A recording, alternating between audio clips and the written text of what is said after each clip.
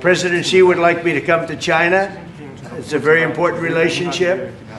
As you know, we're taking a lot of money in from China because of the tariffs and the different things. And it's a very important relationship. We're going to get along good with China. I hear so many stories about we're not going to allow their students, or we're going to allow their students to come in. We're going to allow, it's very important, 600,000 students. It's very important. But we're going to get along with China.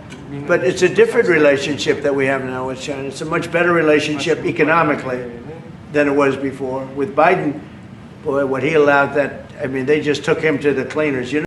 Mr. Secretary, with all due respect, how is allowing 600,000 students from the communist country of China putting America first?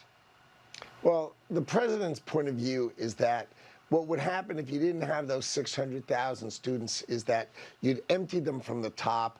All the students would go up to better schools, and the bottom 15% of universities and colleges would go out of business in America. So his view is he's taking a rational economic view, which is classic Donald Trump, looking at higher education and saying, but why are you until helping we Harvard? Modify that. That just helps Harvard and UCLA and UCal Berkeley and I mean y'all helping those schools. Why? They're like, basically factories of anti-American propaganda. And now they're getting a big influx of cash because of the Chinese students. I know President Trump has always been very pro-Chinese student. I just don't understand it for the life of me. Those are 600,000 spots that American kids won't get.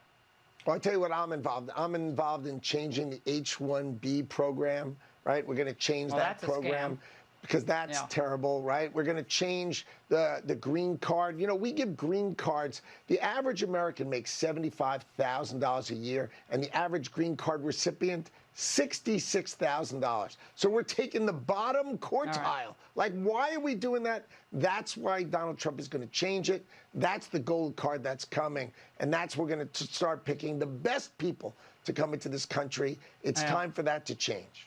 I think our American engineering students need to be given the first role at every job. And I think they're brilliant when given half a chance. But Mr. Secretary, I know you're juggling a lot of balls over there. We really appreciate your explaining a lot of this to us. Thank you.